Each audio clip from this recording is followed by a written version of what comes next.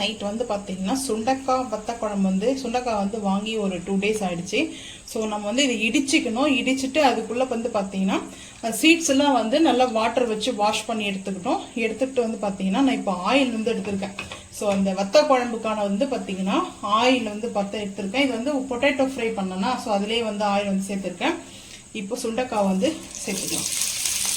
சிலன்னு வெடிக்கும். நான் எதுக்காக ஆயில் வந்து கூட எடுத்துருக்கேன்னு வந்து பார்த்தீங்கன்னா, சுண்டக்காய் வந்து ஆயில் வந்து பார்த்தீங்கன்னா இது வந்து க்ரீன் வந்து பார்த்தீங்கன்னா இதுலேயே ட்ரை இருக்கு இல்லையா, ஸோ வந்து ட்ரை கூட வாங்கி நீங்கள் வந்து அப்படியே ஆயிலில் பொடிச்சு வந்து சேர்த்துக்கலாம். இப்போ நான் எதுக்காகன்னா இந்த க்ரீனை வந்து பார்த்தீங்கன்னா ட்ரை மெத்தட்லேயே வந்து செய்யலாம். இப்போ வந்து பார்த்தீங்கன்னா அந்த ஆயிலில் நல்லா புரிஞ்சிச்சுனாவே குக் ஆகிடும். இப்போ வந்து சால்ட் வந்து கொஞ்சமாக சேர்த்துக்கிறேன்.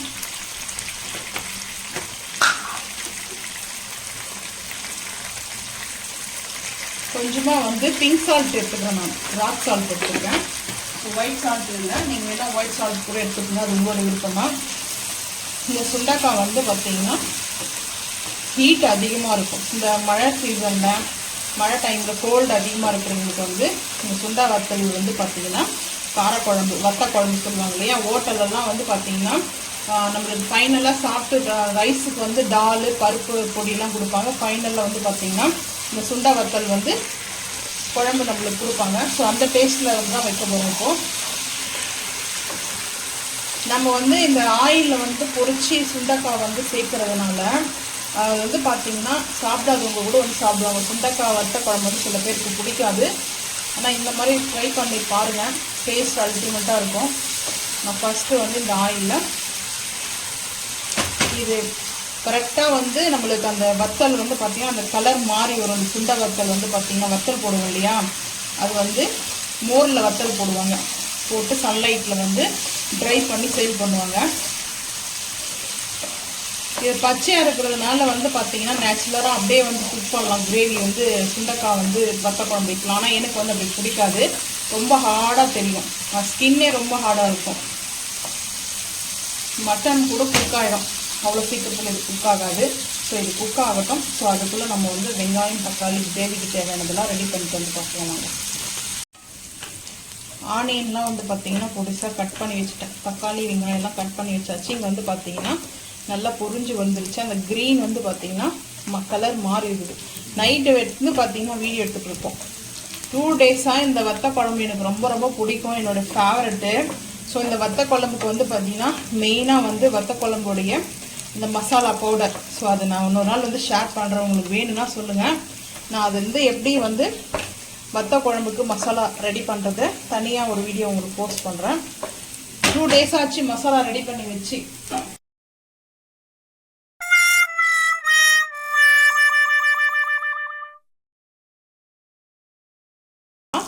இப்படி ஃபில்டர் பண்ணி நான் இந்த மாதிரி ஒரு பவுலுக்கு வந்து மாற்றிட்டு போகிறேன். மாற்றிட்டு பார்க்கலாம். சுண்டைக்காவை நம்ம வந்து ஆயிலில் பொரிச்செடுத்துல அந்த ஆயிலே வெந்தயமும் கடுகும் வந்து சேர்த்துக்கிறேன். கடுகும் வெந்தயமும் கொஞ்சம் லைட்டாக ரோஸ்ட் ஆகட்டும். சில பேர் வந்து இந்த வத்த குழம்பு வந்து ஹோட்டலில் வந்து ஸ்கிப் பண்ணிடுவாங்க, சாப்பிட மாட்டாங்க. எதனால ரீசன் வந்து பார்த்தீங்கன்னா அது மோரில் வந்து சால்ட்டு போட்டு வைப்பாங்க. அது வந்து பார்த்தீங்கன்னா ரொம்ப சால்ட்டு கரிக்கிற மாதிரி இருக்கும். ஸோ இப்போ வந்து கடுகு பொரிய ஆரம்பிக்குது. இப்போ வெங்காயம் வந்து சேர்த்துக்கலாம். பொடிசாக கட் பண்ணி சின்ன வெங்காயம் வந்து பார்த்தீங்கன்னா காரக்குழம்புக்கு செய்யும்போது சூப்பராக இருக்கும். ஸோ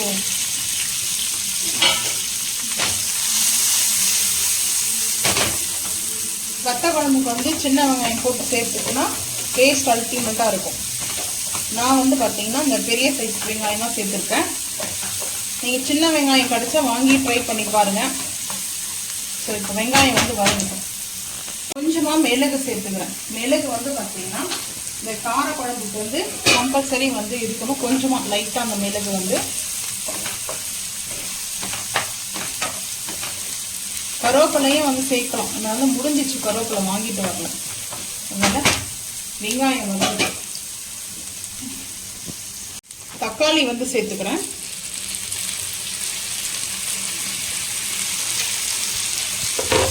தக்காளி வந்து பார்த்தீங்கன்னா கொஞ்சம் தக்காளி கூட இருக்குது, ஏன்னா புளிப்பு இல்லை தக்காளி, புளி வந்து நம்ம சேர்க்க போகிறோம். தக்காளி வந்து பார்த்தீங்கன்னா புளிப்பு இல்லைன்னா சேர்த்துக்கலாம், புளிப்பு இருந்துச்சுன்னா கொஞ்சம் கம்மியாக சேர்த்துக்குங்க. இஞ்சி பூண்டு பேஸ்ட் வந்து 1 ஸ்பூன் வந்து எடுத்துக்க போகிறேன். ஃபுல்லாக 1 ஸ்பூன் வந்து சேர்த்துப்பேன். 1 ஸ்பூன் இதுக்காக வந்து எடுத்துக்கிறது வந்து பார்த்தீங்கன்னா இஞ்சி பூண்டு பேஸ்ட்டு கூட எடுத்துருக்கேன். பச்சை வாசனை பொருளுக்கு நல்லா வந்து வதங்கட்டும், பார்த்துக்கலாம். வெங்காயம் தக்காளி இஞ்சி பூண்டு பேஸ்ட்டு நல்லா வதங்கிடுச்சு. பெருங்காயம் கம்பல்சரி வந்து பார்த்தீங்கன்னா சேர்க்கணும். வத்த குழம்புக்கு பெருங்காயம் நான் வந்து ஆச்சி பெருங்காயம் பிராண்ட் எடுத்திருக்கேன். பெருங்காயம் கொஞ்சம் கூட சேர்த்துருக்கேன், ஒரு பீன்ச் அளவுக்கு எக்ஸ்ட்ரா இருக்கும், அவ்வளோதான்.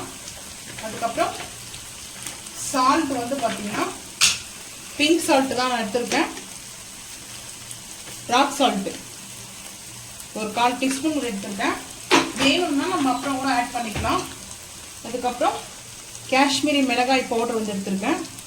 காரத்துக்கு தேவையான அளவுக்கு வத்த குழம்புடைய மசாலா பவுடர் வந்து எடுத்துருக்கேன், ஒரு 2 ஸ்பூன் எடுத்துருக்கேன்.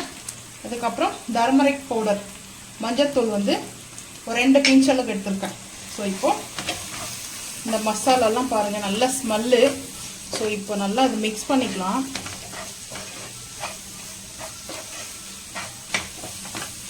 இந்த ஆயிலெலாம் பார்த்தீங்கன்னா அந்த மசாலா வந்து அப்செட் பண்ணிக்கும்.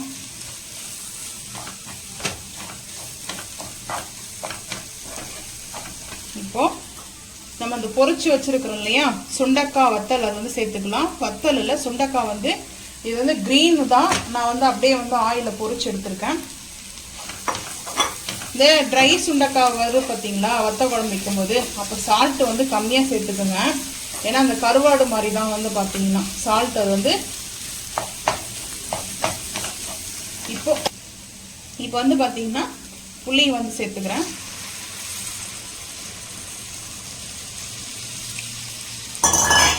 எந்த அளவுக்கு வத்த குழம்பு வேணுமோ அந்த அளவுக்கு வந்து புளி வந்து சேர்த்துக்கலாம்.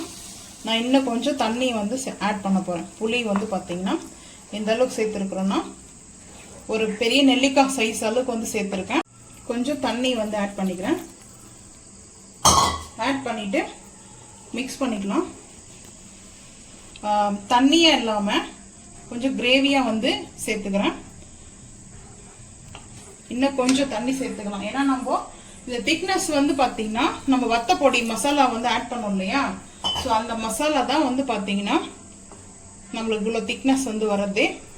இதில் வந்து மெயினாக வந்து பார்த்தீங்கன்னா வத்த குழம்புல நம்ம வெந்தயம்லாம் சேர்த்துருக்கோம். இப்போ வந்து பார்த்தீங்கன்னா நாட்டு சர்க்கரை, நான் வெல்லம் கூட சேர்க்கலாம்.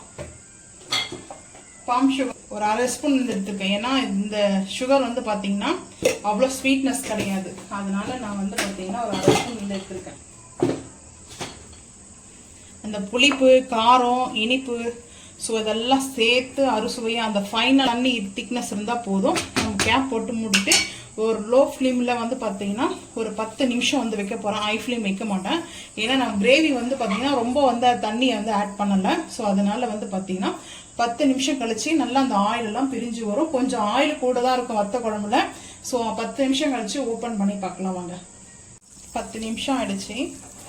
ஆயில் வந்து பார்த்தீங்கன்னா சேர்த்தமில்ல, அதெல்லாம் கொஞ்சம் மேலே பாருங்கள் அப்படியே மெதுக்க ஆயில் வந்துருக்கு. இதுதான் வந்து பார்த்தீங்கன்னா வத்த குழம்பு. ஸோ இந்த அளவுக்கு திக்னஸ் இருந்தால் போதும். ரைஸில் ஆக்சுவலாக வந்து நல்லெண்ணெயில் வந்து செஞ்சோம்னா சின்ன வெங்காயம் நல்லெண்ணெய் வச்சு தான் செய்யும்போது பேசிக்காக இன்னும் சூப்பராக இருக்கும் வந்து. ஸோ இதுவும் டேஸ்ட் அல்டிமேட்டாக தான் இருக்கும்.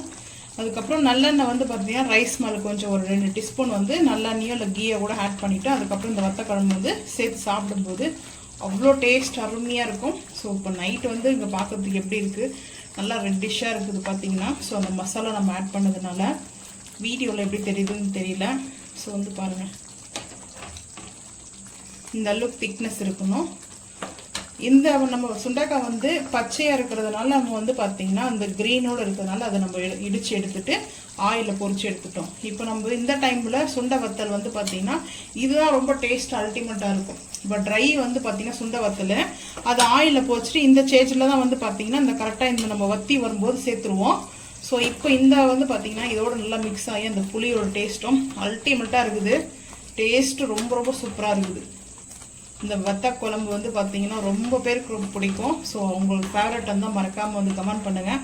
ஸோ இப்போ பவுலுக்கு வந்து மாற்றிட்டு பார்க்கலாம் வாங்க. நான் இந்த பவுலுக்கு வந்து ட்ரான்ஸ்ஃபர் பண்ணிக்கிறேன் சூப். ஸோ நம்ம இந்த மாதிரி செஞ்சு முடிச்சுட்டு ஃபைனலாக வந்து பார்த்தீங்கன்னா நம்ம நல்லெண்ணெய் சேர்த்துக்கலாம் ரைஸில், அப்படி இல்லைன்னா கீ வந்து சேர்த்துக்கலாம். ஸோ நான் வந்து சுட சுட ரைஸும் உருளைக்கிழங்கு மசாலா என் ஹஸ்பண்ட் மீட்டிங் வீடியோவும் பார்த்துக்கலாம் வாங்க. பொட்டேட்டோ மசாலா லன்ச் வந்து பார்த்திங்கன்னா குக் பண்ணவே இல்லை, அதனால் டின்னருக்கு வந்து பார்த்திங்கன்னா ரைஸ் இந்த வத்த குழம்பு வந்து வச்சுருக்கேன். ஸோ நைட்டில் எப்போ டைமில் வந்து ரைஸ் சாப்பிட்லாம். சுட சுட வந்து சாதம், நம்ம வத்த குழம்பு வச்சோம் இல்லையா சுண்டை வத்தல். ஸோ ஒரு கரண்டி வந்து பார்த்திங்கன்னா மேலே ஆப்பலை வந்து வச்சுட்டு, ஸோ இப்போது நல்லெண்ணெய் சேர்த்துக்குங்க. நான் வந்து கீ எடுத்திருக்கேன் கொஞ்சமாக வந்து பார்த்தீங்கன்னா அந்த சுட சுட வந்து அது மேலே கீ போட்டு சாப்பிடும்போது வந்து பார்த்தீங்கன்னா டேஸ்ட் அல்டிமேட்டாக இருக்கும்.